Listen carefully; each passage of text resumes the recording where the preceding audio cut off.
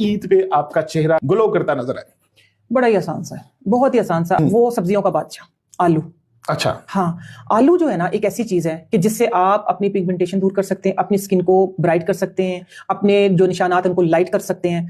तरीका बहुत आसान है। ये है कि जब आलू छीलें, आलू का एक स्लाइस लें और फेस के ऊपर उसको स्क्रब करें। एक साइड से पूरा कर लिया, फिर उसकी ही साइड पलट लें, क्योंकि उसके अंदर वाटर कंटेंट इतना अच्छा होता है, बहुत ज्यादा होता है। आपने दूसरी साइड से कर लिया, ठीक हो गया।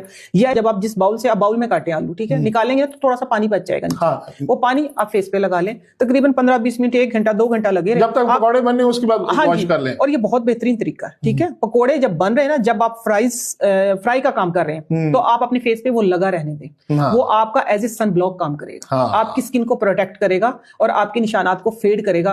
ले आप जब मगरिब का वजू करें, रोजे से पहले जब आप वजू करें, तो आप उसको वॉश कर लें। आप डेली ये प्रैक्टिस रखें, ईद तक देखें आप, इंशाल्लाह आपको किसी महंगे फेशियल की ट्रीटमेंट की जरूरत नहीं, आप वैसे ही चांद की तरह चमकेंगे।